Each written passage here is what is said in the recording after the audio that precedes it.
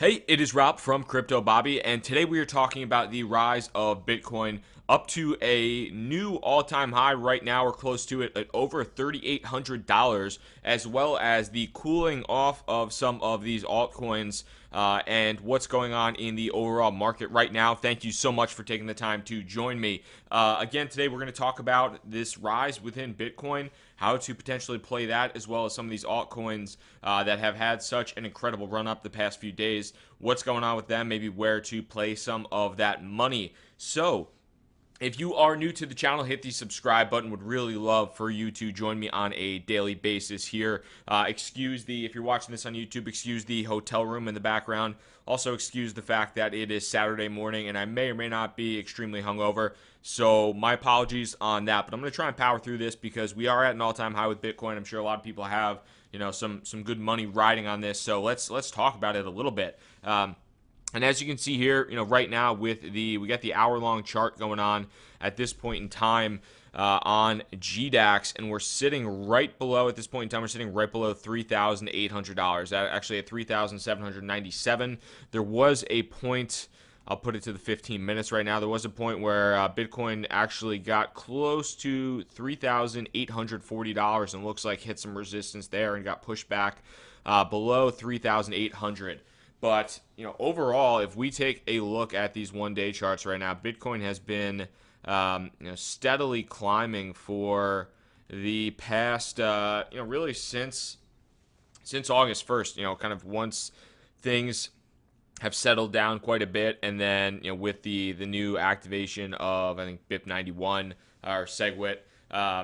So things are looking very strong for Bitcoin at this point in time. I mean, you're pushing all-time highs at $3,800 plus, and I think that bodes really well for the entire crypto world. Regardless of, I know there's a lot of sometimes contention between Bitcoin, Ethereum, other coins, whatever it might be. Honestly, I think any time that Bitcoin can go up to such high rates, most of the other coins are following behind it, and then it really just establishes the overall market cap in general. So I think that's regardless of whether or not you're an investor in Bitcoin or you believe in the technology long term.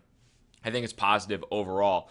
Outside of Bitcoin, even just looking at the Ethereum and Litecoin charts, Bitcoin has risen up quite a bit. Ethereum is lagging a tiny bit behind. Bitcoin's up maybe 7%. ETH is up 5.8%. And the ETH to Bitcoin pairing, Ethereum is actually down close to 2%. But Ethereum is having a nice little bit of a rise as well, up to the 315 mark, which we really haven't seen in a bit of time. So we pushed up 315 a little bit of time ago, and then got shut down. So it'll be interesting to see what Ethereum, how it might be able to rise. And I think I still kind of stand behind my comments from the other day that Ethereum still has a lot of room to move to the upside. So I'm excited about where that might be, where that might be happening. But I would keep an eye on Ethereum, having maybe somewhat a little bit of a slingshot movement behind Bitcoin.